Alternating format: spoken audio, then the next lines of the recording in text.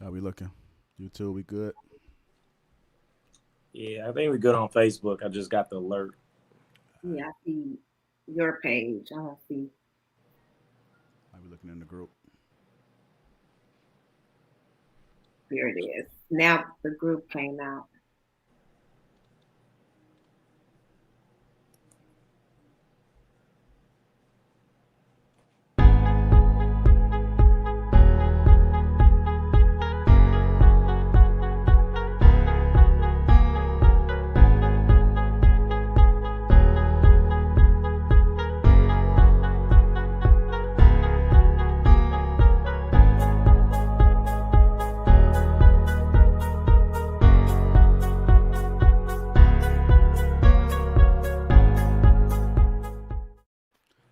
All right, welcome to Lapeef. Let's talk. We appreciate you guys for tuning in. I'm here with the crew as usual. We got Tawana, Hey, B Nix, What up? and Anton. What up, though? So, in case you guys don't know, we have a Facebook group, and I reached out to the group and asked them if they had any questions they wanted us to address. And the first question was, ooh, why do married men desire relationships outside of their marriage? Why even get married if you're not happy with your choice? I'll read that again. Why do married men desire relationships outside of their marriage? Why even get married mhm, if you're not happy with your choice? I'm mhm. gonna start with you, B next first. Why do married men desire relationships outside of their marriage? Um, I think any individual goes through the kind of coulda, woulda, shoulda. Where you think about these what if scenarios that you play out in your head. Um, I think that it's a difference between like actually having a thought about it versus actually following through on your actions. I think we all think about things, that we may process and be like, oh, I wonder if, and then you move on from it. I think you related it to marriage. That's what you stated. Yeah. Why do married men desire relationships outside of their marriage? I think the aspect of the number of years that you've been with someone may play a role, and I don't actually think it's anything that the two individuals in the relationship may have done. But I think we all reach sometimes when we're in a long-term relationship, specifically a marriage, where you want to still feel attractive. You want to still feel wanted. Sometimes things get stale. Things become very like routine based, or you know, kids kind of take away from that spontaneity that you may have had, or that spice, money, bills, your job, and sometimes you want to feel wanted. I always talk about whenever we have these relationship conversations, I always talk about this aspect of belongingness. This is very real, and it's part of just who we are as human beings. Sometimes you want to feel that somebody still finds you attractive, somebody still finds you sexy, somebody just saying like, "Hey, if you wasn't married, I would be at you." The thing is like, man, it's almost an aspect of validation. Um, why do people entertain it? I think people got their own various reasons. You got some people who are in marriages with people that people grow apart. I think, let's be honest, I think sometimes people grow together, some people grow apart. So just to kind of circle back to why, people entertain like cheating in marriages, the opportunities are there.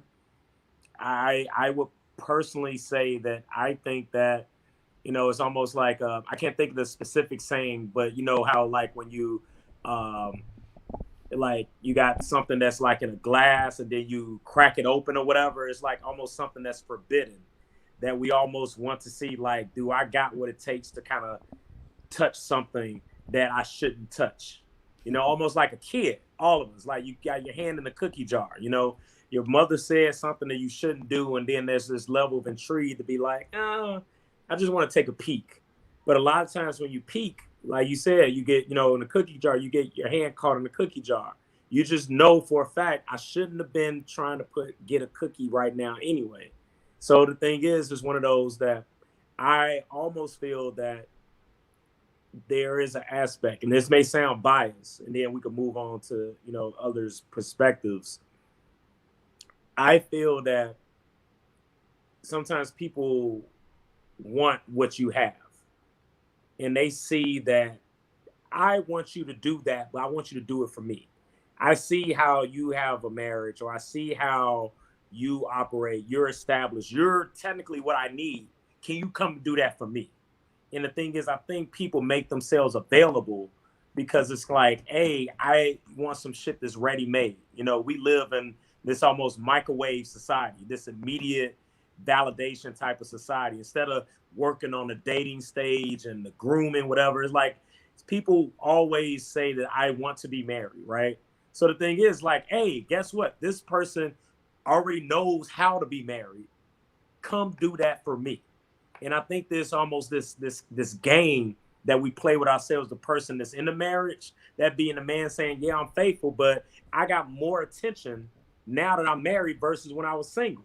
I think there's an aspect where men look at it like, hey, man, when I didn't have nothing, when I was out here hurting, nobody invested in me. Nobody wanted to mess with me. Nobody rocked with me. And now that I got something, it's like, hey, I almost feel like sometimes having a ring on is an attention getter. They look at your ring, and then first thing somebody will say like, oh, I can't talk to you. Why even say it? Why even put that out there? And the thing is, I'm going to go back to my brother Anton, and the thing is, Tawana, you got mad about this, but the brother Anton said that these are traps. And I feel like these are these traps that are put out there. It's like an indirect flirting. They're like, man, if I had met you a few years back, you know what I would have done with you? Or you know what? Hey, man, she must be lucky. Why create that type of conversation? Unless you want me to be the hunter that Anton states that all men are. And now you're putting me in a hunting mindset when right now I no longer hunt. I'm a retired hunter, but I still got my innate tendencies that now you're putting out these traps. So the thing is, I feel that there are women out there that provide these traps that entices men in order to cheat. And some women may say like, well, that's your fault. You need to control your damn self. I get it. But you know what? We're all human. No one man or woman is perfect. So the thing is, it's almost like recovering alcoholic. I got to make sure I can't put myself in that environment to have a relapse. All of us want to feel wanted. And I could go on and on about this, but I want to see what everybody else have to say about it. All right. Tawana, from a woman's perspective, why do you feel as though married men desire relationships outside of their marriage? If I'm so disappointed in Brandon. I can't. What, the traps? Next right now. I shouldn't have said traps, huh? My mind, her, I can't even move past it. Let me just say this. Let me tell you why men do. Women don't place traps. I'm going to tell you why men do this, and it's going to blow your mind, okay? Hey, I'm here for it. They greedy. They selfish, and they greedy. Let me tell you why men do this. They do this because they go into a relationship. They don't want to lose this woman, right? They don't want her messing with nobody else, but they want to mess with whoever else they want to mess with.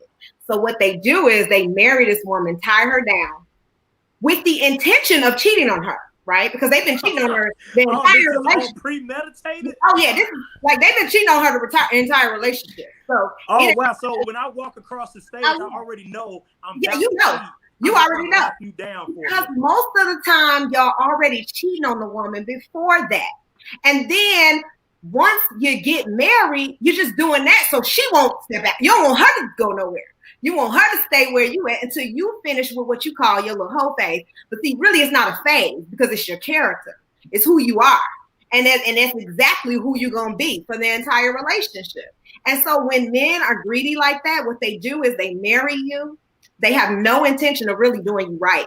They really know that they're going to cheat.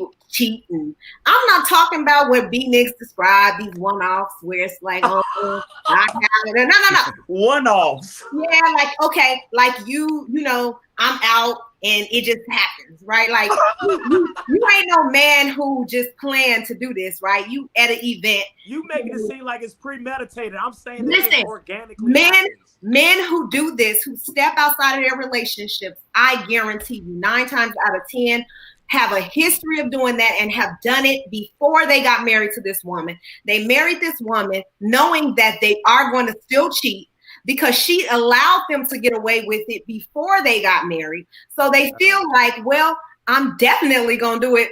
I mean, what's going to change, right? I'm just tying her down so that she can't step out.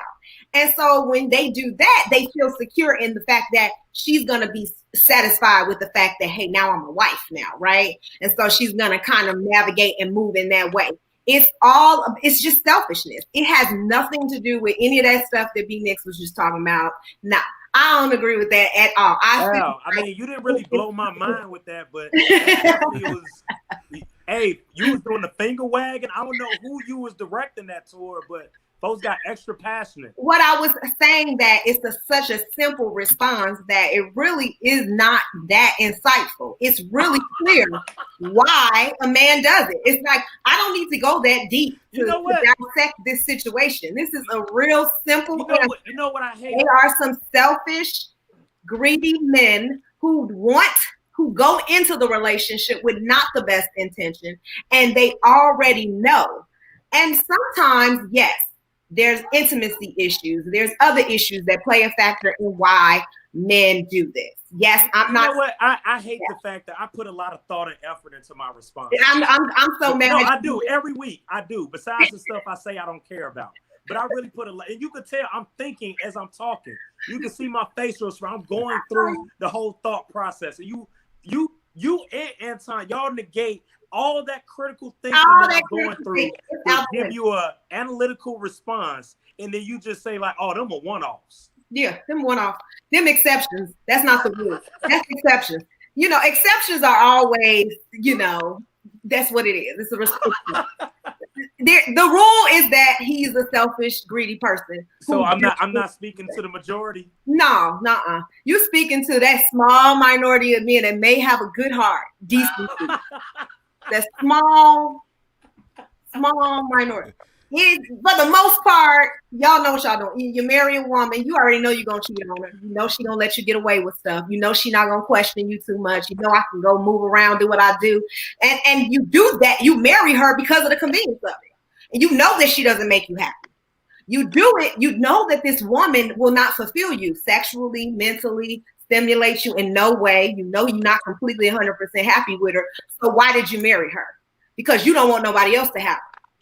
And so you want to still do what you do, but you don't want nobody else to have her. That's the only reason that men do it. That's why. Hey, Anton, take us to church, man. Anton, I'm coming to you right now. I'm going to read the question again just for people that are just tuning in. Why do married men desire relationships outside of their marriage? Why even get married if you're not happy with your choice? Anton? Can't hear you. I think that Tawana's Can you guys hear me good? I'm sorry. Yeah, it's like a little delay. Can you guys hear me really well? Okay. I think that this is one of the rare times where I'm going to give Tawana some credit and that she is right. I think that she's right, but I think that her insight as to why and how things move is misguided. So let me explain. I think she's right about the idea that we're inherently selfish. I think that men by default, just in general, our whole disposition about life is operation out of selfishness. And so when you think about that, yeah, we are caring and giving for things that serve a purpose or slot into our life a specific type of way, right?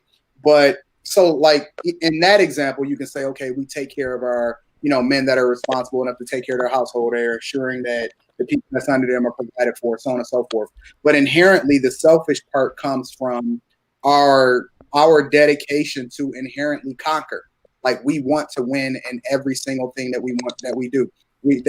That's why we are so competitive in sports. And that's why I think that in a lot of ways, sports is important for us because it allows us to be able to exert some of that energy out and not use it in other ways that may necessarily be destructive towards society. But inherently, we are selfish. We are conquerors. And that's why I call us, we are hunters, right? We are constantly in a mode to where even when we subdue ourselves consciously to not operate by our inherent nature to go and conquer every single thing that we want to conquer, right? We still by default have this thing. It's like Wolverine, like, don't let this beast come out of me because, you know, I can't operate in that certain type of way. The part where you're misguided, I think, Tawana, is that you give us too much credit. Like you are describing us as this entity that does this long thinking, like, I want to put her and tie her down and all of this. We don't think that far ahead. And honestly, when we do get married, I know that the overwhelming majority of men are actually trying to do the right thing. We love this person. We feel like this is the person that's going to fulfill us for the rest of our lives. Like, you're giving us too much credit and thinking that we're planning out all of this stuff and we only do. We not that complicated. And that's why I say that a lot of times when women cheat, it's a different dynamic than when men cheat, because men are just prisoners of the moment. We can have a thing and then not even think about it the next day, whereas women is more of an emotional state that they're in when they're in this, you know, cheating phase or relationship. So to answer the question specifically, I would say that most of the men that I know that could possibly have a different dynamic or somebody else in a relationship or they've cheated before, they're not looking to get into another relationship. They're just prisoners of the moment, and then they're reacting as a result of being caught up in this, whatever this thing is, and they moving according to however the circumstances is playing out. But they're not interested in necessarily cultivating or being in another relationship because that's work. And we're not necessarily trying to work. We're just trying to win and move on. Whereas, you know, the overwhelming majority of these guys, I think, are just trying to have a moment. It's not any more complicated than that. We just prisoners of the moment. Some men have a lot more willpower, or they're a lot wiser in being able to weigh the pros and the cons. But by default, you know, I don't necessarily, you know, ever look at myself as a type of person that would ever cultivate a relationship. When I see a beautiful woman walk by, I'm like, man, she's fine. Like, that's just my default nature, is that I love beautiful people around me. So I don't think that by default guys are looking for a relationship. I just think that some guys are not wise enough to be able to walk away from the circumstances by which they find themselves in. So I think that you're right, but the mindset behind how men think, I don't think that you get that part right. I just think that y'all like try to downplay. You know, men are very manipulative too. And so I feel like you all are planners. You may not plan the way women plan, and you may not think about the future, but you know, oh, I don't want to lose this girl right here. And it's a comfort zone for you all too. And therefore, what I'm saying is, Anton, you a decent guy though. So you may not go into it like, how can I trap this young pretty thing? But there are a lot of men who think like that. There are men.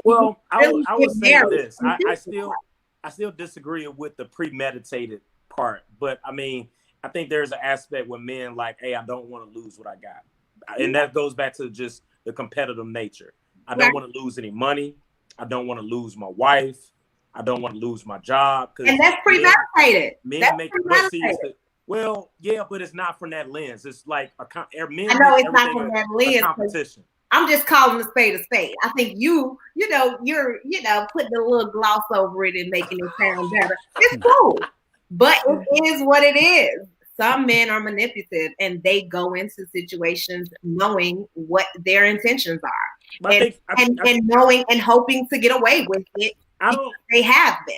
I gotta go back to what Anton meant. I don't think men are looking into the future planning.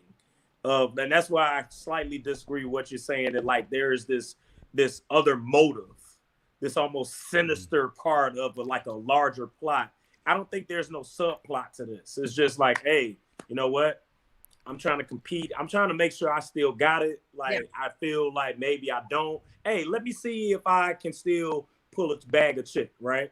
So the thing is like, okay, no harm, no foul. And then it evolves into some other shit, right? Well, I agree with a lot of what Anton said, because I do feel like it's levels to this. Like all men are not like that. You have your happily married men that have stepped outside of their relationship, but it was literally something that they made a mistake and they won't do it again. And they are remorseful, right? And they feel like I learned from this. And so now I'm able to understand when I'm in these situations and get out of these types of situations. But you got to look at it also. It's so many women compared to men.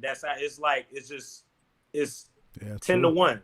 So why get married is the question. So hey, that's fine. You know that. For another show. You know that going in. Don't tie this woman down knowing that you don't want to be faithful and that she doesn't really fulfill you.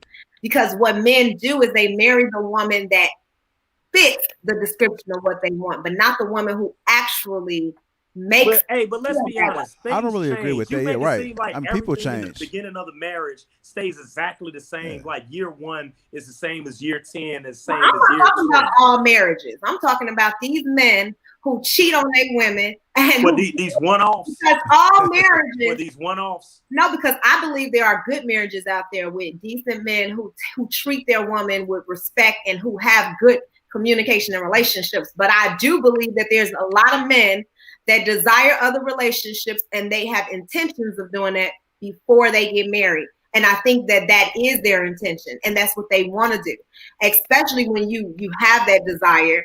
And like you said, B-Nix, you had a good point where having a desire and acting on it is two different things, right? So I guess we have to define if they are actually acting on these things or if it's just kind of like, I'm just looking, I'm just peeking and I'm window shopping, but I haven't bought nothing yet. So I guess, I'm speaking to the men who actually out here with several relationships outside of their marriage, who had these relationships before they got married and really want to keep those women to themselves. Hey, I want to throw in a curveball into this, right? So the thing is, what about the fact that let's go with your theory that there are men that have this premeditated motive that I'm going to go get mine. I got my chick. I'm going to have my cake and eat it too.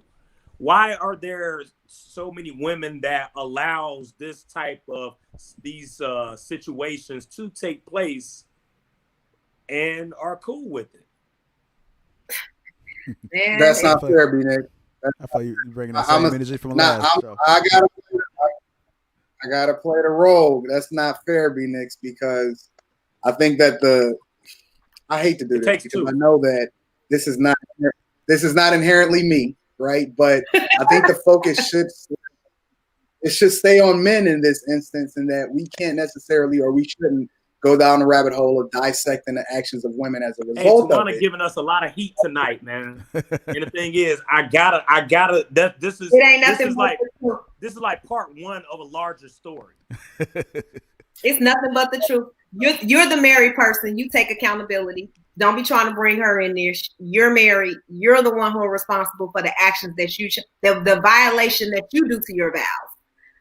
That's who's responsible. I get it because of different expectations. If the woman is single, cool. Like they probably free, whatever. It don't even affect. I have no impact on that's your situation. That's right.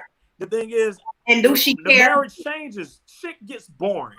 You get tired of each other. Like you get frustrated. Then you feel stuck. Just like with a job. What do you do when you get tired of your job? You quit your job or you start looking to fill in your application at other locations. But I still need my main job because this is home for right now. Because it's a comfort thing for you. It's like, yeah. We all feel comfortable with what we know. But the thing is, it gets to a point where like, hey, I want to float out a few application fillers just to see what's out there because I'm kind of frustrated in my current job situation. Same thing with marriage. Same rules apply. That's why we try to entertain other locations and stuff. And then I may not like what I've seen out there. So guess what? I'm going to go back home. I'm going to stay where I'm at. So the thing is, I think that all of us get this itch. I think it's almost unfair to expect someone year 1. And think about it. It's not even about year 1. It's about the years that lead up to year 1. So I already invested 1, 2, 3, 4, maybe 5 years before I even got to the point of us walking across the aisle. Then on top of that, I'm already coming in 5+ years experience. Who told you to wait that long? And then now I'm saying I got Who told you to wait year that long 1, to make that woman your wife? Who told you to wait whatever. that I'm long? coming This in with was some you. type of previous history. Well, you should have did it when y'all was still hot and heavy. Maybe y'all would have still had some hot and heavy times and moments. If That's I'm on you. I ain't about to get married that So quick. you gonna marry her when it's all burn dried out that quick. I ain't about to just. So you want them to marry her when it's all dried up? Years in. They need to marry. You know what? Marry Hey, let's in the be honest. honeymoon phase. No, it's something. No, we all do it. It's something about something new. Something new. It creates this level of intrigue, man, because it's something different. It's almost like when you get a rental car, right? You got your car, you done paid off. You got to show about that car scenario. You get a rental. You be like, hey, this ain't bad. Oh, this the 2021 joint? Yeah. Oh, okay. It's better than my little 97 Honda Civic. Mm. It was cool in 97, but hey, this got a little bit more features. You know what I'm saying? So, the fact that you're saying it like women are these material things that I knew it was coming. I tried to warn you next. Like the fact that you're comparing, like we depreciate in value the older we get. Like, how can you even? I can't compare like a man and a woman to anything else. Material thing. No, I can't compare a man and a woman to anything else. We don't depreciate. We are people. We get better with time. Depreciate. We get better with time. No one gets better in time unless you pay for it. Unless you pay for new looks. And that's why folks buying new looks. We're not a material. That's why plastic surgery exists. Because guess what? Folks do depreciate with time. For one, I had hair. I don't have hair no more. It's a bunch of shit that broke down on me. Same thing for my lady. So the thing is, you start looking around like, hey, that model don't look that bad. It's the truth. Let's be honest. You talk about call a spade a spade. Let's stop talking in circles. I don't know that spade. That spade is that's a heart. If we just talk about the fact that men are into the physical attraction of someone, how do you know? That's why women wear makeup. That's the reason why women wear makeup. That's the reason why women wear makeup. Please expand on that comment. Well, no, let's expand on the hair, right? Let's expand on the plastic surgery. Okay. Let's expand on all that. The Spanx, the fucking push-up bras, all this shit, all these items that are developed for women in order to maintain a certain look. Mm-hmm. Shit depreciates. So don't sit up here and say that, you know what, as a human being, we are all flawed individuals. And at the end of the day, we do look at other shit. To me, it makes a difference whether you act on it or not. And if you act on it, because like, hey, I just want a sneak peek. I just want something new, something different, something raw, something whatever we want to call it. I guess to me, I believe in marriage in a way. I get it. And I believe these are concepts, right? I believe that we as people grow together, we build together, we get better. You know what? I also believe that I would be a millionaire. Whether that shit happens or not, right now, I don't know. No, I know that happens. That happens. And when people don't grow together, Tawana, this ain't no fairy tale, man. This is real life, man. Yeah, this is real life. I'm living real life. You got me fucked up if you don't think I'm living real life. Oh, shit. I done said this year. I done said this many shows ago. Marriage is hard. I know my brother Anton said it's easy. I still disagree with I'm the only divorced person on the panel. You think I don't know marriage is hard? I'm the only divorced person on the panel. You think I don't know marriage? So guess what? Shit happens, right? The thing is, folks do fall out of love. Listen, I was married 10 years and unemployed when I got a divorce. I get it. You can't know your previous history for your last employer. I get it. But the thing is, you asked, the question was, why do men cheat? These are myriad of reasons on why men cheat. Looks, attitude change, money change. And I'll receive that. That's one to go out. Hormones change. Sometimes folks just want something different. Yeah. It's nothing wrong. Guess what? If you go to the restaurant and you order the exact same thing, you may say, you know what? I'm going to try something different on the menu today. Then it's like, is that a penalty? Because the fact like, oh, damn. So we have the urge to try something different. So now we're a menu item. So okay, we're a menu item. We're a car. We depreciate the value. I got you. See, I know what you're doing. Yeah. You're trying to create. You're trying to make a counter narrative. But now you're taking what I say Hey, That's hey, Maybe hey, you're Jr. also married. And we had another. What's up? Hey, Jr. It's so much sweeter Yeah. watching it Oh, from this hold on. side to be the good guy. It's so much. Yeah, it is. It That's how I You definitely should is. run feel. a cane for the kid, man. You up there talking about like I gave you like a very well thought out answer, and then you didn't respect it. So guess what? You got to take it here to this space. So now I got your attention. You had to let me know, right? You had to I put got me your in my attention now. place. Hey, with the same energy that we got going on right now, we had another question from the Facebook group, which was, are men mentally stuck in the whole phase? Are men mentally stuck in the whole phase, Anton? Yeah, absolutely, 100%. And you know, that's just by default who we are, man. I'm not going to try to sugarcoat it and try to make it a little bit easier or break it down. By default, we literally are always on the hunt, and whether we're able to channel that effectively, and create that narrative with the person that we with. And I think that's one of the problems is that we do have a problem communicating effectively as men, and so as a result, what you'll see is instead of being open and honest with the person that you with and saying, "Yo, this is how I feel," or "This is my desire," or "This is where I'm at mentally now," so and then giving that person an opportunity to be able to work with you or shape that narrative and continue to evolve in your relationship, whether that be sexually or whatever. What happens is we just by default stay in this mode, and then when something presents itself, is like, I don't know if y'all ever seen any of those videos on YouTube where it don't matter how long the tiger has been in captivity or how long the trainer been working. As soon as they turn their back, by default, the tiger just goes into hunt mode. Like it goes into, oh man, he turned his back. This may be food.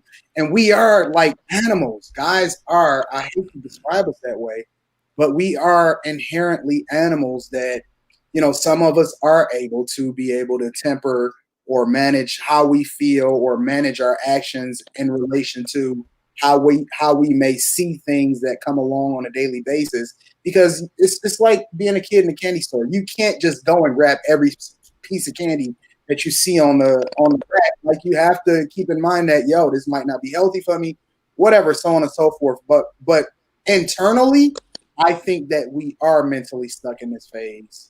And women are completely different. And that's why I look at women and their bodies as a little bit more precious. And the reasons in which they do things might be a little bit more different.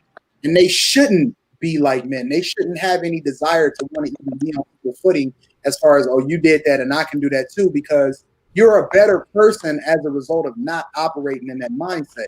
But I just don't think that we can help ourselves. We see beautiful things and we want to touch it.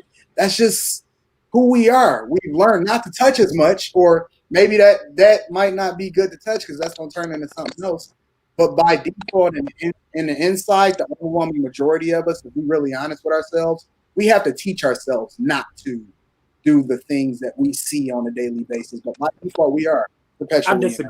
I disagree. This is all learned behavior, man. I get that there are certain genetic aspects of what makes, as far as the body, what's the difference between a man and a woman. But this is learned behavior. This is what you learn in your environment. We learn. It's not like, okay, and that's society's fault to say like, hey, for men, it's okay for you being the whole phase, but for you to be a woman, it's not okay for you being the whole phase. Based on what? So the thing is, like, I'm fine with the exploration piece. The thing is like, it's a mental aspect. You got to know when it's the aspect of when you want to commit. You can't have it both ways. It's not, I think it's more so not even the fact of being stuck in the whole phase, but you need to decide when are you done exploring and when you're ready to commit. You can't have both. And I think there's people, and since we're talking about men, I will stay true to that. There's men that try to live in both worlds of being in this committed world and then being in this whole phase world. You can't be both. They're counterproductive.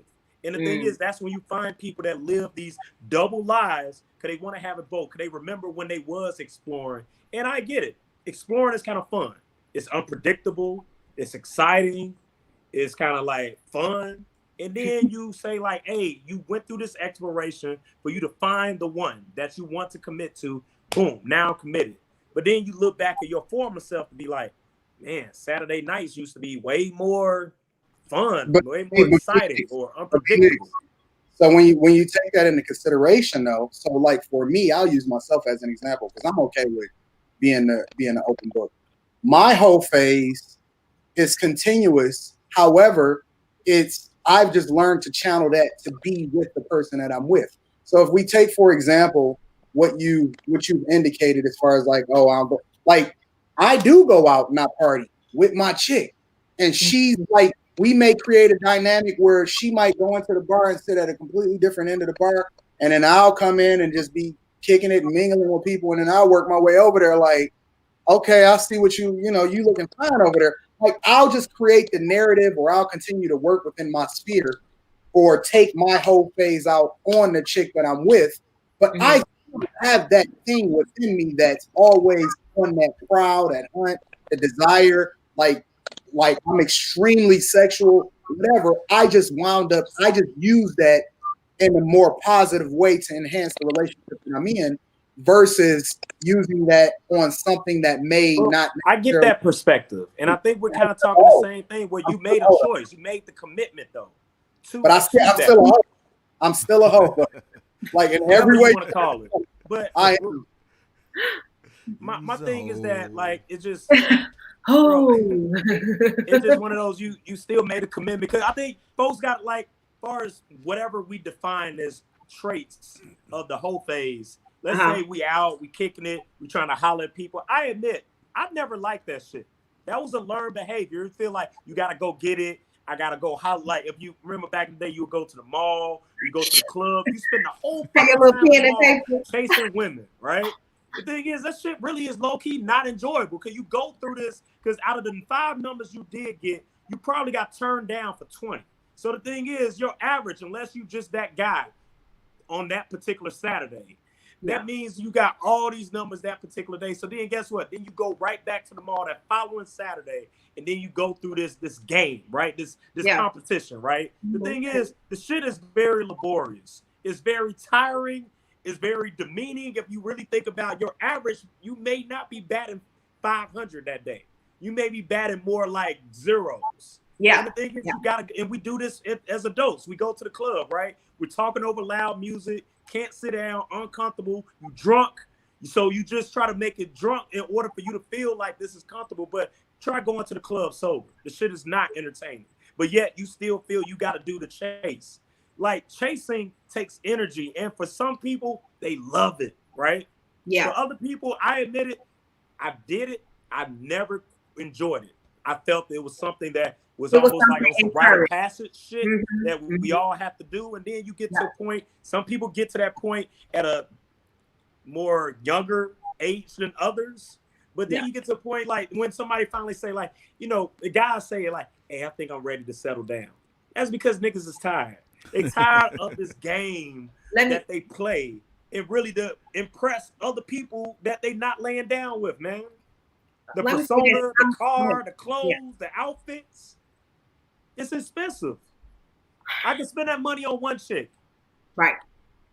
Well, let me say this. I'm in between both of you guys, because what I've seen, what I've witnessed is that men don't stay stuck in the whole phase, but they stay in it much longer than like women, for instance. So I would see a 45, 50-year-old hoe, like male, that's still trying to flirt with women, still got a lot of women, still got that player, mentality.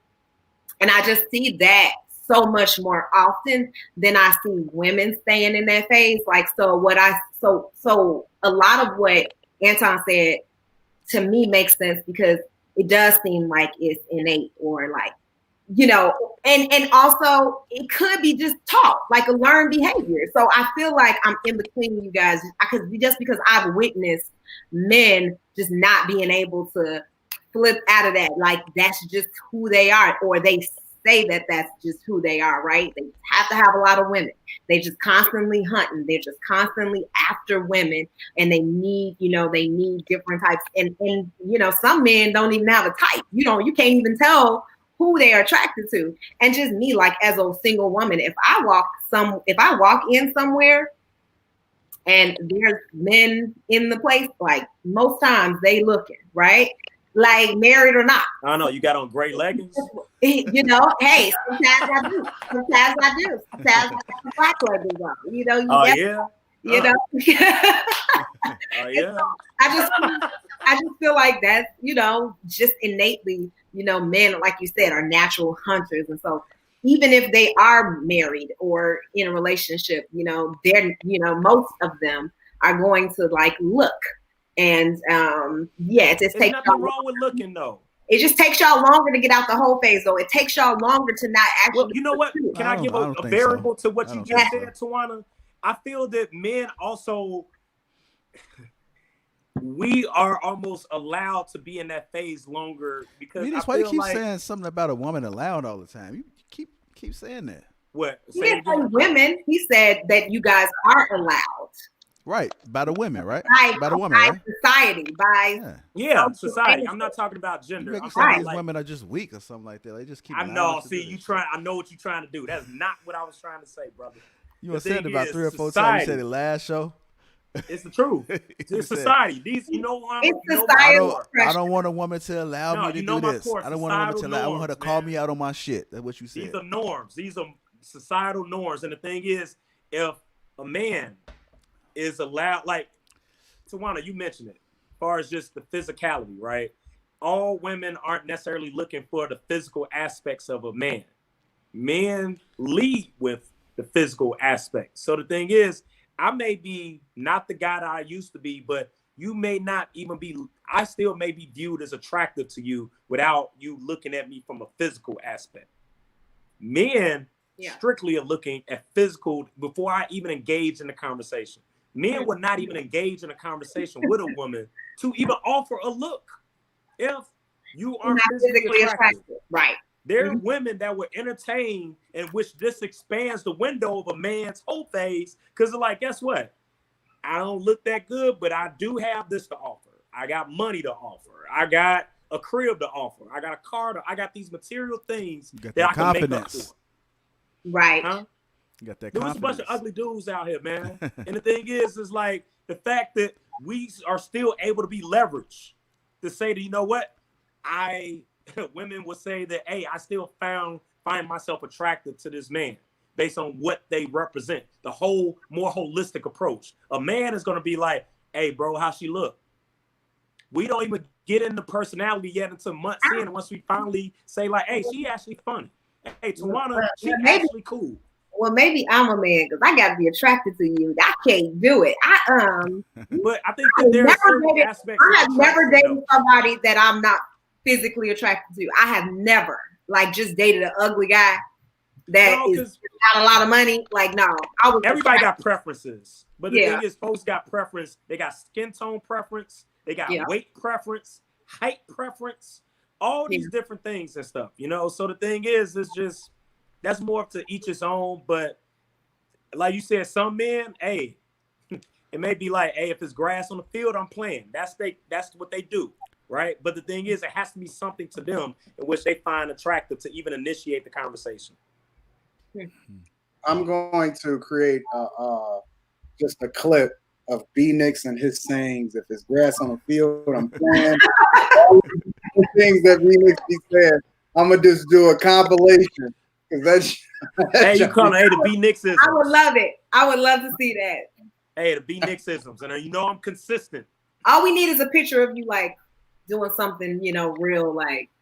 Listen, but on the real, listen, I think that women would be way more concerned if a guy did not have a high sexual drive and a high desire to want to, you know what I'm saying, really engage with women. I think the problem would be much larger in that instance, than it is in a guy learning to manage how he moves on a day-to-day basis, even though he has this high desire and a love for being around beautiful people. I don't see nothing wrong with that. The only thing that when it becomes wrong is if you operating out of a mode in which you just give in to whatever desire that you want. We all see things on a day-to-day basis, not even as it relates to just humans, but just like general desires. In order to become, get fit, you have to, train yourself not to give in to your temptation or want to eat sugar or whatever it is So, you know, our innate desire to want to have things that make us feel good for the moment is natural. But I don't think that that's anything wrong with that, I guess. No, I agree. I don't see nothing wrong with it. My only dividing line on this is nothing wrong with having thoughts about it, you know, and crossing your mind versus the action, the follow through, right? The thing is, hey, I'm married. If she looks at another person, I'm not mad. I look at other people. Shit, I'm on Instagram all day long looking at people. Is that cheating? Well, that's for another topic. Not cheating. Maybe I don't want to go that route. But nonetheless, I I said, want to say like that's just me browsing, window shopping. I think Tawana mentioned. Now, as far as me actually open up the door to go in the store to be like, I want that tonight. That's different, you know. That's another one. I'm chopping that one up. I'm adding that in. Here you go. Yeah, you know, our men mentally stuck in the whole phase. I think it's all about the mindset. I agree with a lot of things that you guys said. I do think that if you have discipline, then no, you're not stuck in the whole phase. But there's a lot of guys that don't have discipline. They don't know how to be faithful. They don't know how to just look. Yeah, man. All them traps. Yeah. So them traps. To answer your question out there, to the person that sent this question, traps. It all depends on the man's mindset. It all depends. Yeah. That's why I stay in the house. Listen, if that's what you got to do to stay in the house, that's right. Listen. Hey, I shelter in place all day. Shelter in place. That's the best thing that could happen. That's the perfect example. Like, B-Nix is still like an animal, but he's just learned how to control his animalistic nature by saying, you know what, I'm not even going to subject myself to seeing the prey. You know what I'm saying? Like, we Nix, all you're an animal. You're an animal. You're a dog, Nix. We all innately we just manage it differently.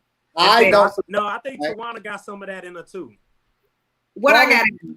What I got in me? Tell me I missed that. Bark, got that bark in you.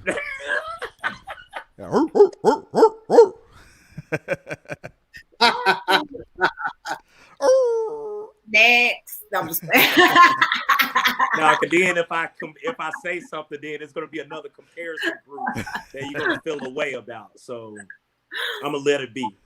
All right, y'all. Welcome to Lapeef. Let's talk. Moving on to the next topic. We're not having sex as much. What now? We're not having sex as much. What now? I'll give you guys like a scenario. A lot of people are in relationships, whether it be marriage or whether it just be boyfriend or girlfriend, whatever you may label that relationship. Mm-hmm. And over time, we've often experienced, I'm pretty sure all of us have, if not, then we know somebody that has, where you've seen a decrease in sex. Mm-hmm. What does that mean? You know, what's exactly going on there? And so that's the reason why this question was asked. We're not having sex as much. What now? How you feel about that, B-Nix? I was going to say, that'll get you a blue chew. No, but let me stop. But hey, I think well, you know, I'm gonna say you got to talk through it, man. Going back to routines, right? I think you got to change it up, whatever the spontaneity is. But you gotta, for me, I think you got to talk through it. If this is my partner, whether I'm married or not, that should be my ride or die. That I should feel comfortable to talk about anything. So it should be one of those open conversations that I should be able to have with my lady, to be able to talk through like, hey, what's going on? I noticed we ain't doing this more, in order for us to talk through it as a group. Because if you just in your head thinking this is a one-sided thing, then guess what? Y'all are never going to be back in sync. Sex, it has to be a yin and a yang. Y'all have to be in sync with each other, because that's the shit to me. Like when you look at sex versus like love making, it's like that's the part. It's like a emotional connection to it. Obviously, because of things that's happening in the world, and maybe someone has gotten ill or sick, stress, bills, children, new crib, old crib, I don't know. Porn, yeah. All that, those things have now created barriers where like, hey, you can't get past that. So the thing is, y'all got to talk through like, hey, what can we do to make this right? Are we now going to say like, hey, lunchtime booty, hey, in the morning, rise and shine. What'd you say? Lunchtime booty. Yeah, lunchtime booty, man. Or we're going to say like, hey, some more, hey, rise and shine booty. You know what I mean? Like, hey, all that. Lunchtime, rise and shine, whatever you got to do. So the thing is like, okay, we got to collectively come to an agreement. I'm not saying it's got to be on some scheduled stuff, but almost like it got to be somewhat pre-planned in order to like at least get it started back up again, to get a new routine going. Because sometimes I feel like when you're with someone, it still is a routine, like a informal routine. But if y'all are not on the same page, the sex is going to suffer. And then that's when people start looking outside the relationship in order to fill the void. For me, I feel that if I'm in a relationship, that's my duty to make sure that I'm providing what's necessary for both me and her. Because I know if she's not ready, that means I'm personally thinking about it, what I need to do.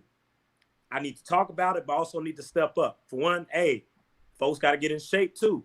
Hey, you got to be in shape to be able to put in work, man. So the thing is, if you ain't in shape the way you used to be, hey, you may need to hit the gym. That goes both ways.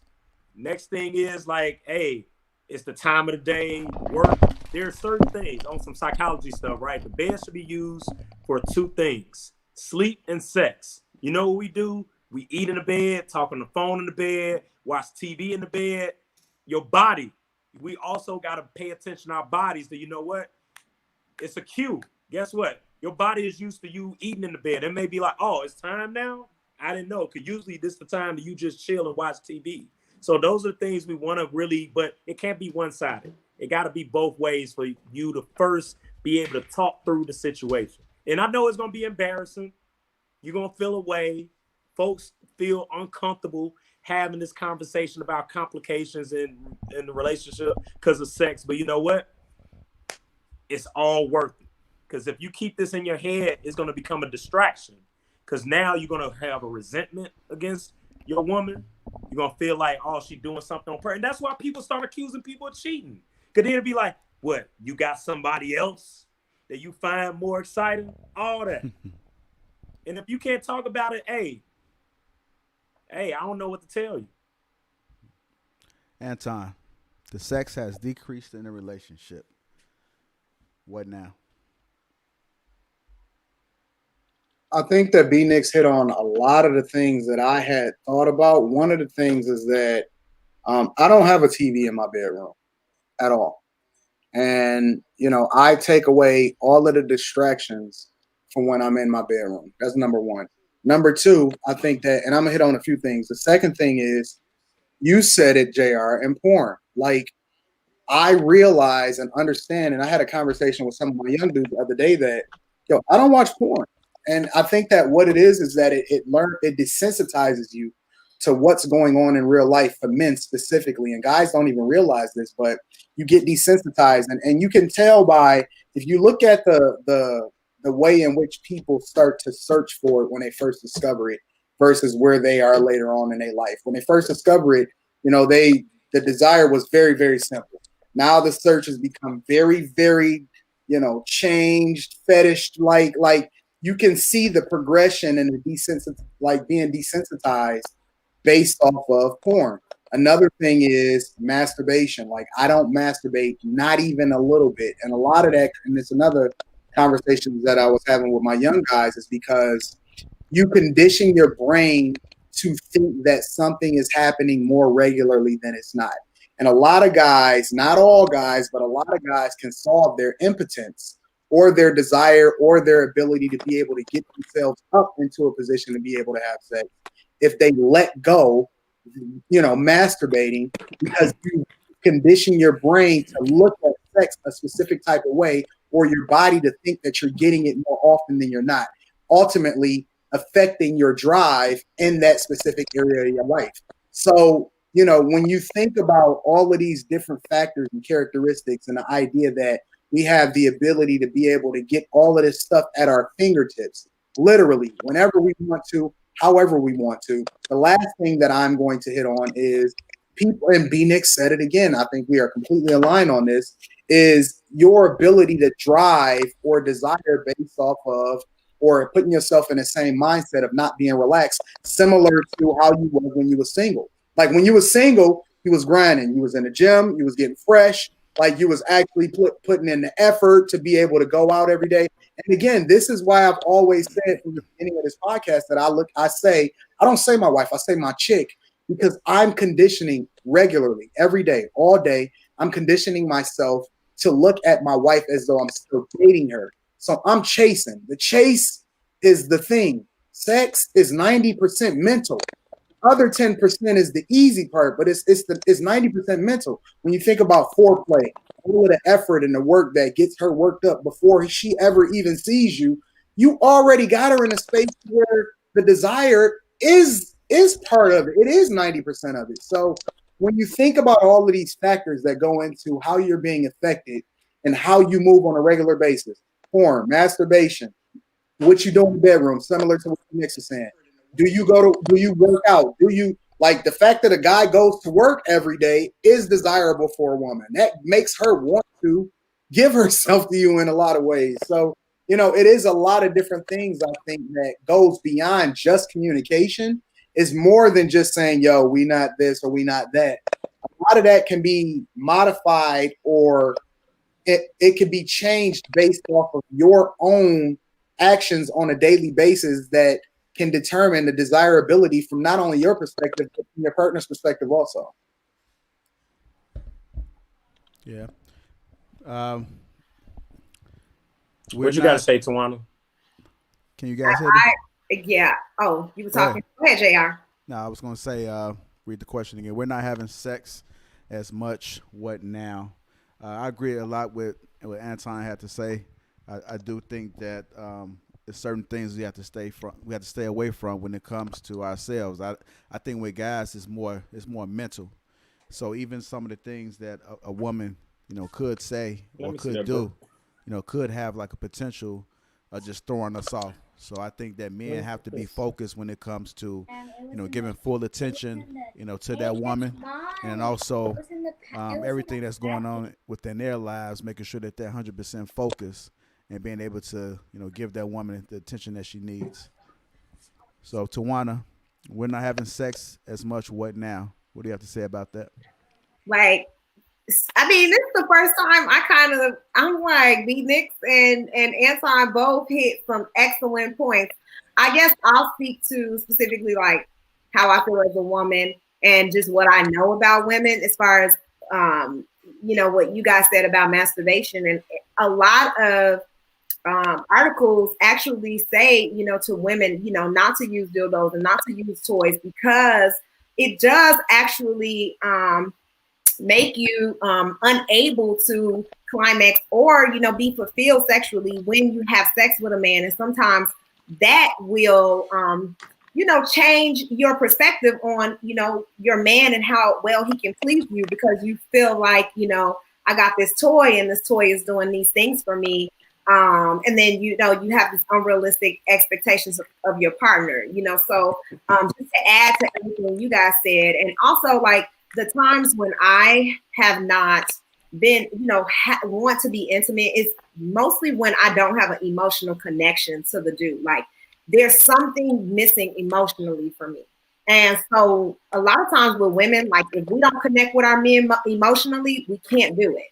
We're not in the mood. And maybe it is a mental thing for us as well, JR. I know you said that that's a man thing, but with women, we definitely have to be emotionally connected in a lot of ways. And not all women, some women, have their own, they don't need the emotional connection.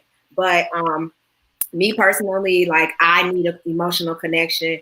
And sometimes if that is missing, like if you've been neglecting me, you've been distant lately, you've been doing all these things, like I have to have that conversation and communication. So it everything that B Nick said surrounding communicating, coming up with a plan, making it fun, making it spontaneous, scheduling stuff, like all of those things play a factor. And if we're not having sex, to me, that's a red flag in our relationship. And I think that some people ignore it for a little bit. Like, but if you're only having sex like once or twice a month and it's consistent for several months, it's time for you to have a conversation with your partner.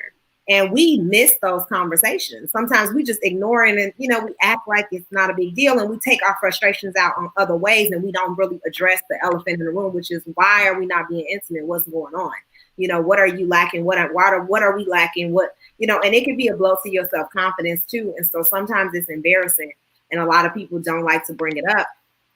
And when you're not in shape and you're not healthy and you're not dieting, you don't know why these things are not happening. You don't know why you're naturally, not excited and want to engage in sex. And you don't know why you don't have enough energy to. And so sometimes like it's important to make sure that you're talking to your partner and communicating. So everything you guys said, I was like in absolute agreement with. I just wanted to add those few points. Yeah, I think it's very important for men to understand that connection when it comes to women. It's so much better when it is that connection. When you lose that connection, women are just basically laying there. They having sex. Yeah, we're not interested. Right. Yeah, you're just doing it, but it's not that connection. But when you had that connection, I'm telling you, it's 10 times better. It's porn. It's definitely porn. I mean, I guess. I guess. Yeah. All right. If you guys are just tuning in, welcome to Lapeef Let's Talk. Moving on to our next topic, which is the high value woman. The high value woman. If you guys are regular to the show, we've often talked about the high value men. So I wanted to give an opportunity to discuss the high value woman. Nix, if you had a chance to describe the high value woman, how would you describe her? Man, a woman that is has her own mind, independent but collaborative, able to, I guess, I want to say provide, but not in the sense where from a monetary aspect of like having to make the most money, but really being able to kind of provide to the relationship to match my level. Mm-hmm. Somebody that's able to be like a contributor, a thought partner, a good critical thinker, and somebody that I feel like that, we could both kind of take lead on certain situations. Tawana, from a woman's perspective, if you had to describe a high value woman, how would you describe her? Solely based off her accomplishments and her salary range and, the things that she's able to afford and the lifestyle she's able to provide for herself. And so based on whatever, it needs to be a salary that is outside of the average, right? So you can't be within that 6-figure salary range. You got to, be bringing in millions. And you got to be pretty much an accomplished woman. And it doesn't even necessarily have to be credentials as far as academics. It could be, a lot of different other accomplishments where, maybe you own several properties, maybe you're, in the real estate games. But I think that when you guys talk about high value women and high value men, it's specifically about salary. It has absolutely nothing to do with character. It has nothing to do with anything else. So what I think a high value woman is totally different from what people define it as. But honestly, I don't label people this way, and y'all know that. So I kind of hate these labels that y'all put on people like high value men and high value women. But I'm gonna roll with this definition of it because I'm just gonna mirror whatever you guys claim a high value man is, and I'm just gonna say, hey, that's what high value woman should be. It's no different. And so that's it. I think that high value women, they are often independent and single, and they have, they can take care of themselves, right? Like a lot of them, maybe, don't want to be in a relationship or have a hard time finding relationships. So it's the difference. I guess high value men have the same challenges. So I think that, it's a difference when you get into that bracket and then it's difficult for you to, to have a mate because you are probably chasing success.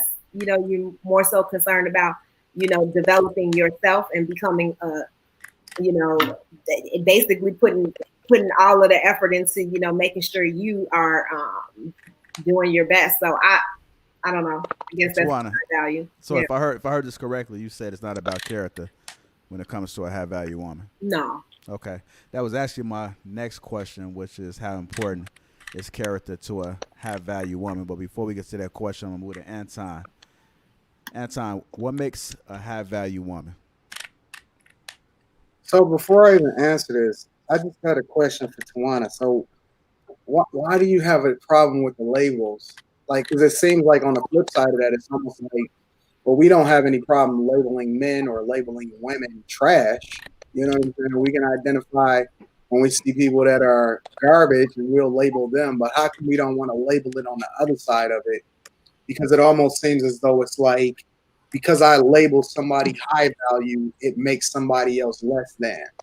Yeah, that's why I don't like it. I don't like that beta and alpha comparison. I don't like this high value man women comparison because I don't like this whole like fascist idea of somebody's less than me and somebody's greater than these women because I just don't agree with that. So, yeah. I mean, I did it for the purposes of defining it for this whole entire show, but it absolutely doesn't, to me, make you a high value woman because your salary is great and care, but I do understand that that's how people define them. So, yeah, I mean, I don't appreciate those labels.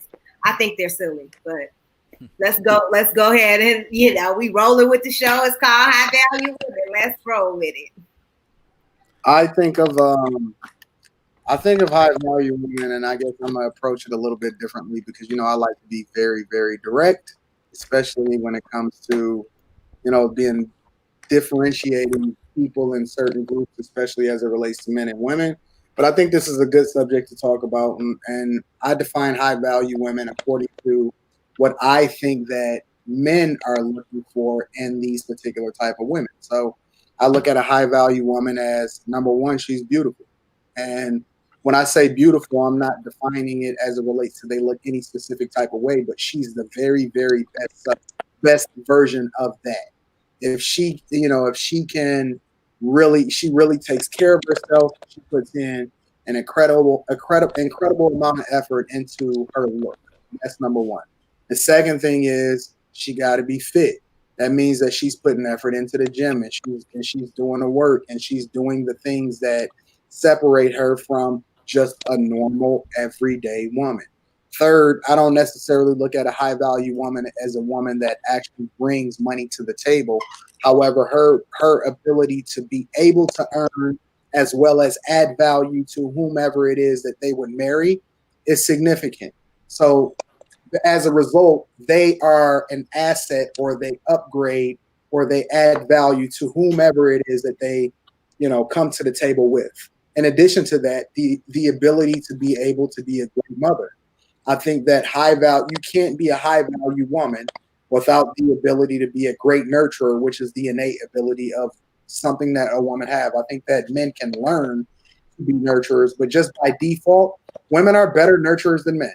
That's just the truth. That's just the way it is. In the same way that men are by default, I think, stronger physically than women, I think that women are better nurturers than men. So the ability to be able to be a great parent and create a great environment or be the best version of a nurturer when it comes to your children is what a high value woman is. So I think that a lot of those characteristics, the ability to be able to move and see things and use your instincts to be able to determine and decipher when you should and should operate or should and shouldn't speak, your ability to be able to add value to a person, my ability, me taking you somewhere and you making me look just as good, if not better than I would if I was to be by myself.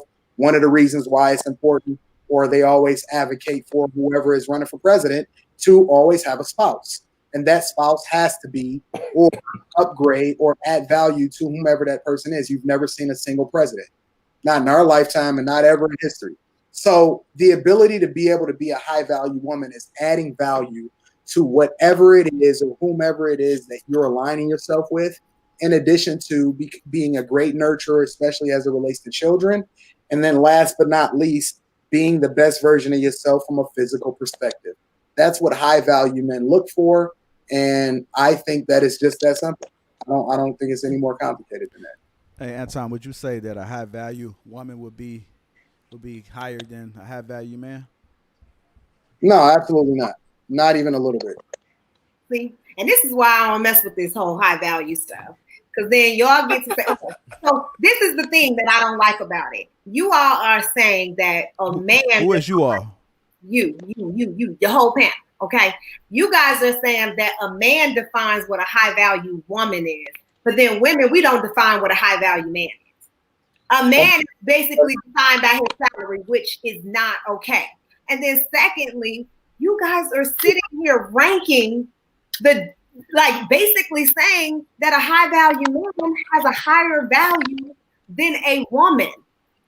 And it's women I didn't say that. Who are agreeing with this, which is like I didn't say that. To me. I didn't say that. No man can define what a high value woman is. I didn't say that. And if you guys are allowing a man to tell you who is high value and what attributes you bring to the table that makes you high value, you are less than I can't even describe. I didn't say that though. I didn't say that a high value man is better than a high value woman. That's the question JR just asked. No, but what I said was he didn't say it either. He just asked the question. But I think the clarification comes in is that I don't think that a high value man is higher than a high value woman or vice versa. I think that similar to what we said in our last podcast, you just date according to your level.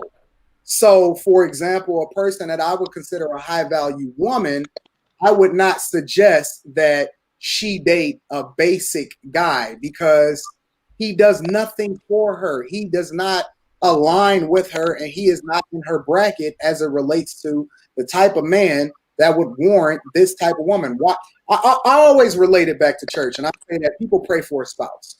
And then you see this woman and she look all frumpy and regular, or you see this guy and he look basic and he not putting in no effort. He not doing the things that would make himself a greater version of himself, but he's praying for this phenomenal woman. And I always say, well, why God got to bring them down just to make you happy? Like he loved them too. You know what I'm saying? Like you need to align yourself with somebody that's on your level. So I don't think that either one is above the other. I just think that people need to stay in their lane. And if you see this woman that's on this level, unless you can definitively say that, you know what, I can handle that, I can provide for her, I can continue to embrace and enhance, and that I'm not bringing her down as a part of being in her life, and vice versa for the woman. That also, if you see this guy and you know you're not adding value to his life, you know you're not the woman that you're supposed to be, you know you got work to do, but you realize that he's up here and he's the type of guy that you want to be with, you either you do the work or you let somebody else that actually deserves that version of that person to get them. So I'm not separating it. I'm not choice too. What you mean? Isn't it the high value woman man's choice too? Like if they choose to be with someone who doesn't meet. I mean, I'm gonna tell you why. I'll tell you why that also, because in the same way that I go off on guys that ruin good girls. You know what I'm saying? Because sometimes people don't realize their own value.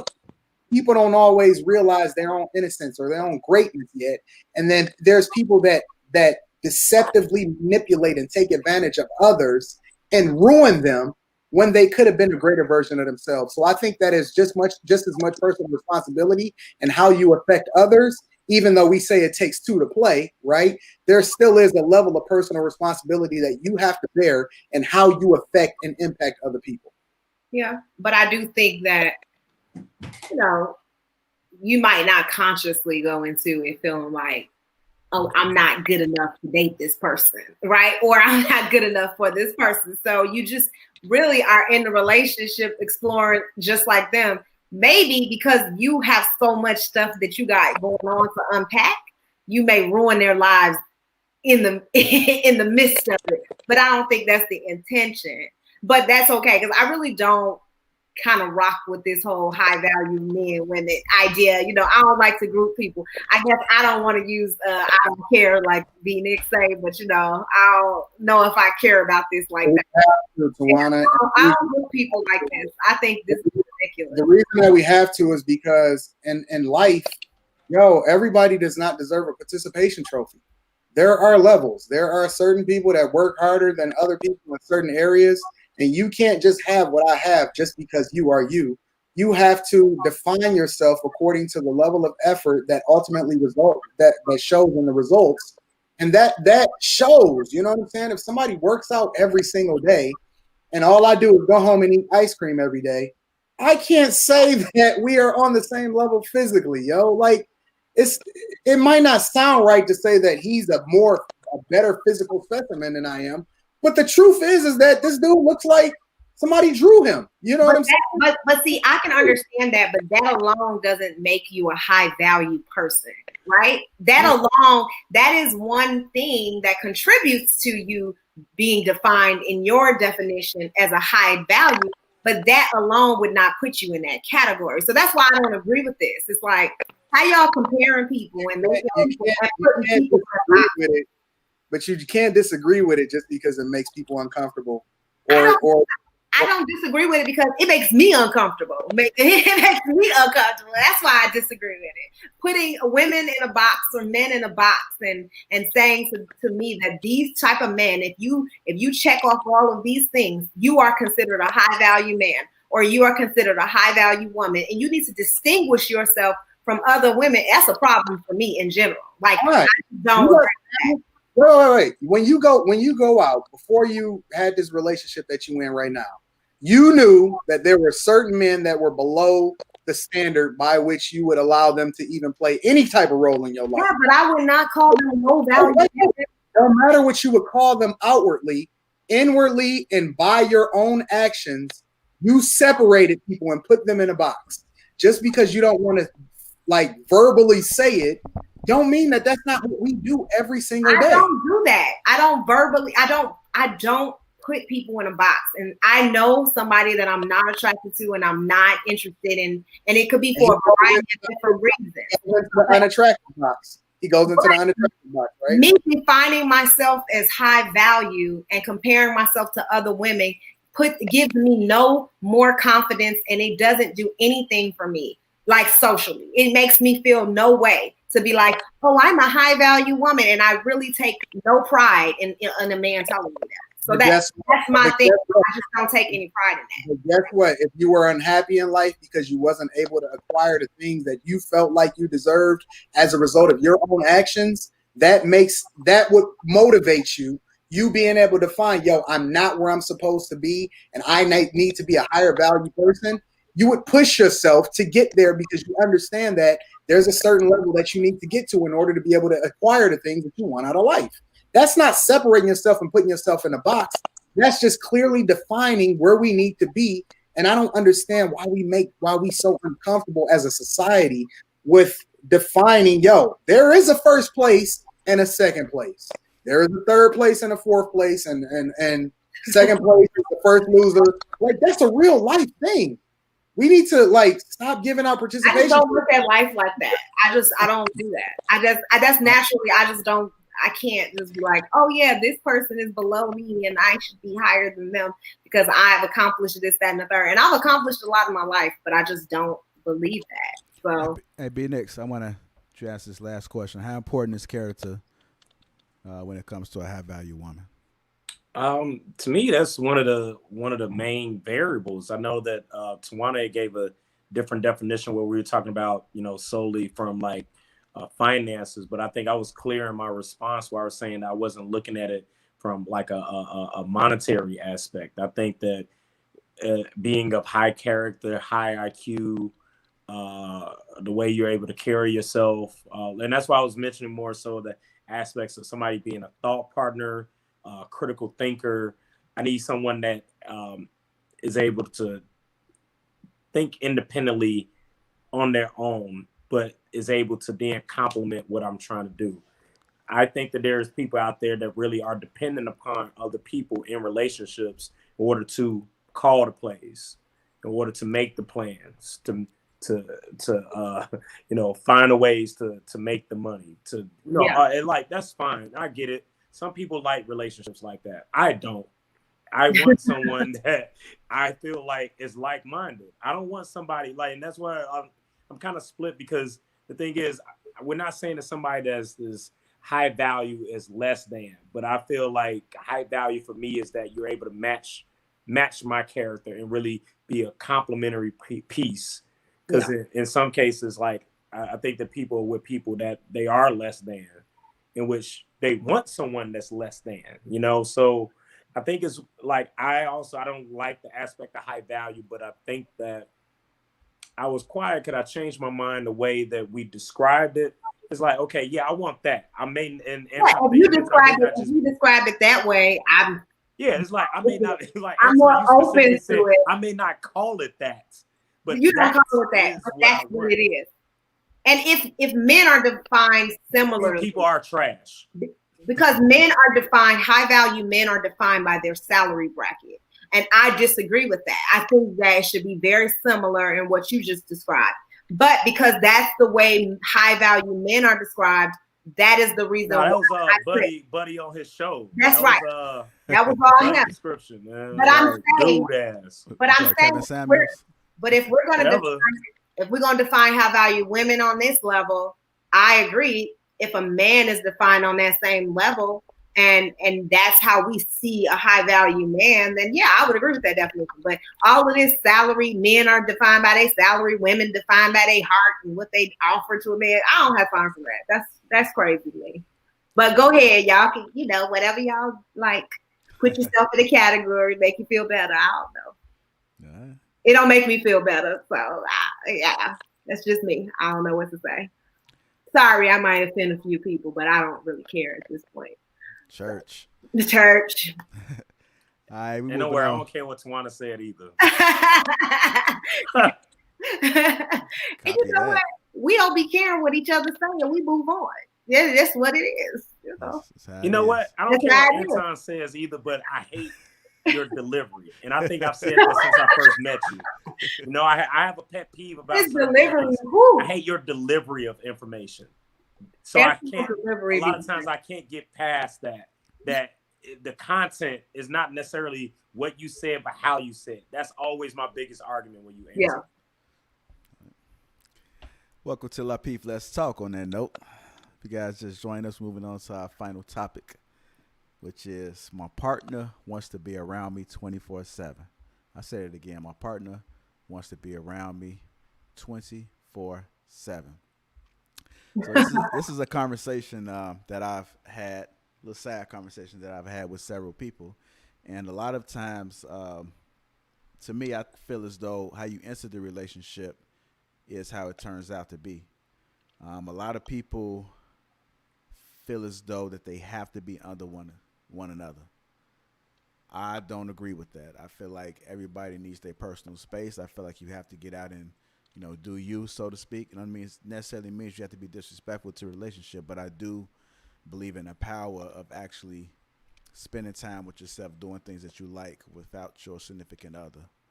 So I wanted to get your opinion, Anton. How do you feel about that when it comes to my partner wants to be around me 24/7? I agree with you 100%, and that I'm not the one. Like, I'm not the one to listen. I understand the idea behind the desire of wanting to be around me, or me wanting to be around you, because that's just the love that we have for each other. But listen, you're gonna have to get some friends, bro. You're gonna have to learn yourself. You're gonna have to step out of your comfort zone and be more than just us, because the best version of you actually helps create the best version of us. I believe that people need to go out and find themselves and spend time doing things outside of just what your partner is requiring, because that means that every single thing that you do and every single feeling that you have and your ups and downs are going to be 100% defined by the person that you're with 100% of the time. Mm. And so I don't think that that's fair to yourself. And I don't think that's fair to the person that you're with. I think that, in addition to that, absence makes the heart grow fond. Like, let me miss you a little bit, at least a little bit. Like, it don't even have to be a whole lot, but let me miss you a little bit. And I want you to be your own person. I don't want who you are to be defined by me 100%.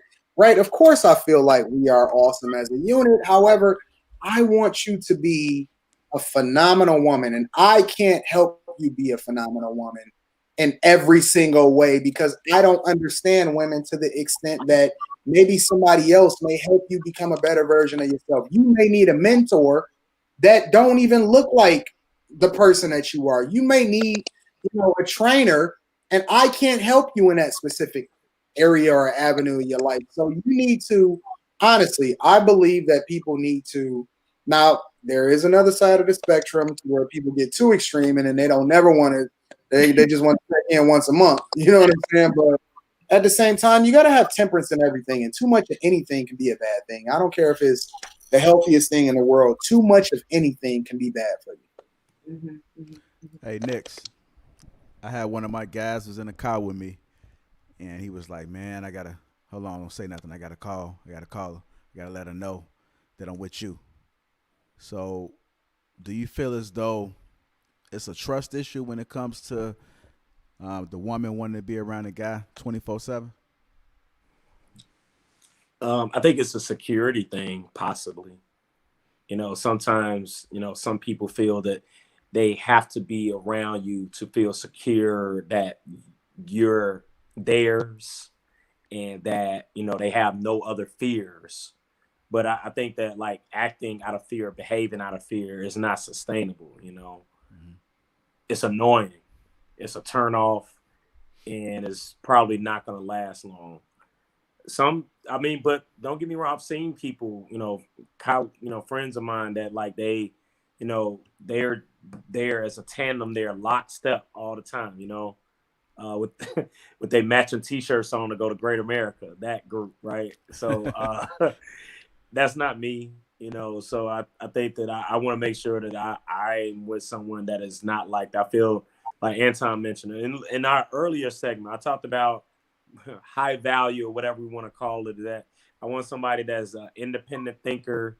You're more of a partner, but I don't want your life to be defined by us. I want you to be your own person. Have your own friends. We could have like mutual get-togethers and shindigs, but your friends are your friends, my friends are my friends, and we got a mutual respect for each other. I don't want none of that. And I think that some people define who they are through the person that they're with. And that's the part, to me, I feel like that's a flaw. It's a deficit in that person.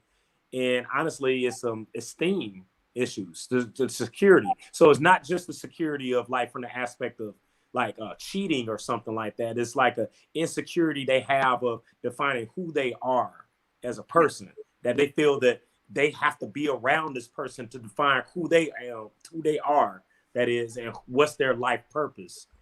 That's a project that I would not want to be a part of. Like it's a headache. It's annoying. Hey, we on the couch. I don't even like snuggling. I don't like none of that stuff. Like, hey, that's your seat. I sit here. We good. I ain't trying to get all hot. We ain't gotta be holding no hands. Hell, we sharing the bed. You ain't gotta be all on my side. We can touch feet, but you don't need it like this. My arm dead. No, I don't even like kissing like that. Like, not even in public, in private. Like, what do you like, Nick? Like, can we know what you like? Not that. None of that, man. Like, hey, be your own person. Like, we good. We can't cuddle. You can't cuddle. You don't kiss. You don't touch. Don't like. Don't look at me. Got the title. Nah, I don't need none of that. Like, hey, you ready? We gonna have sex. That's what we gonna do. All right, cool. You ready? All right, I'm ready. That's it. I don't need that. That don't do it for me, man. It's a turn off. I don't need to snuggle. I don't want to be held. You don't need all that. No, none of that. Like, no, you like, hey, we individuals, man. Right. You know what I'm saying? Like, that's a turn off for me, man. Miss me with that. I ain't the one. Yeah. I swear I'm not. You so stupid. I love it. Hey, I believe you, man. I believe you too. It's somebody out there for everybody, as y'all can see, right? That was hilarious. Facts, though. Facts. It came from the heart. I I honestly believe that. Yeah. It came from your heart. Hey, Tawana, my Yes. partner wants to be around me 24/7. How do you feel about that? Let me tell you something. Okay, so I can't really add more to what Anton and B Nick said. It's absolutely just 100% correct in a lot of ways. But what I will say is that I've noticed that with a lot of women, that what they will do is um, separate from their friends, right? To like just be totally up under this guy, because I think they think that it will keep him around somehow, and it'll make him, they're always available, they're always there, right, when he's ready.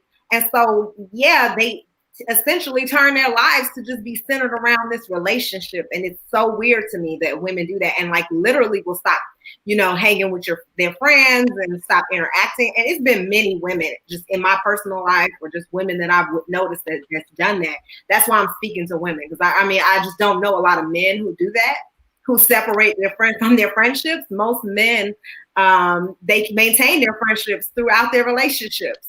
And so like I've always prided myself in like keeping contact with my friends, and like keeping my friends and my circle tight, and always maintaining that relationship, and like always having my life outside of my relationship.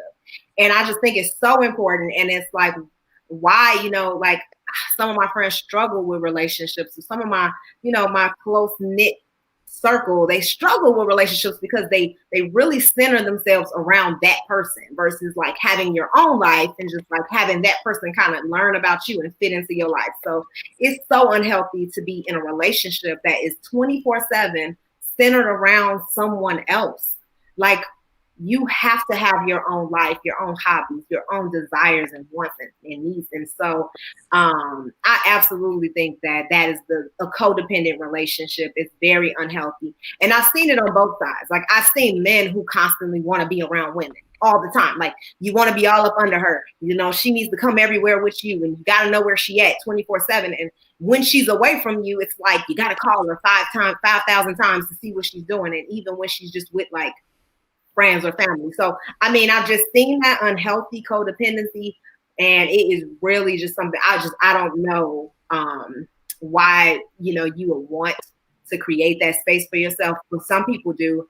And obviously, there's reasons why people are attracted to those types of relationships. But yeah. Hey, Tawana, since you're the woman on the panel, I want to ask you your opinion. If you had some advice to give out there to the men that you spoke about just now, as far as them wanting to be around that woman 24/7, want to know every move, can you just break down in detail how that makes you feel from the woman's perspective? The instances that I can just recall right now where the men were so reliant on the woman, where they really didn't let them have a social life. They kept them in the house. They had, a lot of restrictions on who they could date, who they could talk to, who they could interact with. Eventually, those women left those men, and they felt it's not abuse. To an extent, it could be, right? You could be in a toxic, abusive situation, but it's just really a lot of control. And no one wants to feel controlled. No one wants to feel like you can't be trusted. And I don't think that you should be in a relationship if you can't trust your partner, and you can't give them room and give them space to be themselves. And so, just imagine just being, just constantly being controlled, constantly being questioned, and constantly, being demanded, to do certain things to make your partner happy. And I think a lot of women do it, assuming that, this will keep the relationship, happy, and, they'll get the things that they want out of the relationship. Eventually they realize that they'd rather be at peace than to be in that situation and be controlled. And so that peace takes precedence over all of the other things that you give or provide to that person in that relationship. And you see women leave really good, financially stable situations to be on their own because they felt controlled, and they felt like they didn't have room to be themselves in that relationship. So no one wants to feel control. Just like men don't want to feel control, women don't either. Anton, go Can't ahead. hold these women, bro. Like, you, listen, bro. If she want to be free, then she not yours, bro. I mean, it just is what it is, Right. and you gonna have to learn to let go, and more importantly, you you can't prevent anything from happening by smothering it, bro. That's right. All you gonna do is make the fire bigger. It's almost like it remind me of, I don't know, man. I never understood why people felt the need to hinge on to somebody's every single move, as though, and I'm speaking from the perspective of a guy, because I've seen guys like be checking in on their chicks, they gotta know where they at. Fam, like, so what, you gonna watch her 24/7? It's 365 days a year, every single day, 24 hours a day. And then what's Right. that do? Like, if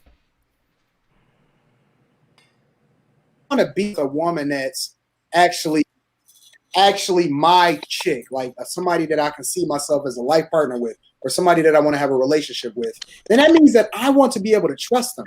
I don't want to have to chase them down and be, finding a every move. Yo, that's too much work. That sounds like a whole nother job, man. Like, I'm not doing that. And if I have to do that, then we shouldn't be together. So I encourage, I got married pretty early. I encouraged, my chick to, go and hang out with her. I don't even like her really like that, but y'all might have a common interest in the fact that y'all both really like shopping. Go shop, fam. Like, that's not hurting me. It don't mean nothing to me. And you gonna determine whether or not, y'all gonna do y'all thing long term, as far as how y'all friendship is gonna manifest. I don't care. I don't care about, now. I don't want you hanging out with no chick that's putting you in a negative, really bad, dirty position. And that's the balance, because everything is balance. Always a balance to whatever you're doing. But I'm not chasing nobody, bro. Not Right. one person lifetime. I'm not chasing nobody. Yeah. I agree. I mean, I think that you hit it right on the head. I think a lot of people let individuals in their lives, and it's not even just men and women, because I've seen men control that. I've seen women control that. I think they allow them to choose their friends and choose their circle and tell them who and who they cannot deal with. And I think that it's important to note, yeah, like, this person is not good for you because this is the things that I've seen, versus you just saying, I don't like your friend and I don't want her around because she the pretty friend, she attracts dudes. And I have had people who've done that, like, who have told my friends not to be friends with me because I'm the pretty chick that attracts dudes, right? Like, it's weird, because I'm like, but I would never encourage you to cheat on your boyfriend. Like, I would never do anything like that, So it's just kind of but I'm just saying it's a like, lot of control. Go ahead. I gotta so, like, for example, you guys know that I'm moving down to Miami for the winter, and I moved up my timeline or whatever because it's like, yo, with all of this lockdown and stuff, I have no reason to be here. But anyway, more importantly, in addition to my family, I was taking my niece, and she's like 24 years old, and we real cool, whatever. And I was like, yo, I got an extra room in my condo down there. You want to roll, spend your winter? And she like, yeah, I can do my job remote, whatever. She met a guy, right? 24 years old, met a dude. Within a week, she was like, yo, I'm not going to be able to go, Tom, because, you know what I'm saying? I think I want to be locked down. It's like, yo, you don't want to be. I didn't say this because I don't tell nobody what to do. But in my mind and everybody else's mind, they're like, you actually gonna literally cancel everything that you're doing to be up under this person. And that's just, when you brought up the subject, JR, it immediately made me flash back to that conversation, because it's like, yo, you known this person for a week, and now you about to smother them and say that, yo, I can't even go and do anything that I've already had planned for months in order to make sure that I'm up under you. And she up under him 24/7. Like, within a week, they have both his parents and all. It's like, yo, I'm straight, fam. I wouldn't even want a girl like that, but I'm straight. I'm good. Yeah. That's crazy. Yeah. I think guys need to understand that the individual, well, men and women are going to do what they want to do, and no matter who they're around. I kind of frown up when people say, "Well, I don't want you to hang with that person." It's like that person is not influencing that person to do anything that they wouldn't do, even if that person wasn't around. That's right. I think that it's a huge insecurity. I think that if it's me, I would want my significant other to go out there. Go ahead and test the wind. If you fly, then you just fly.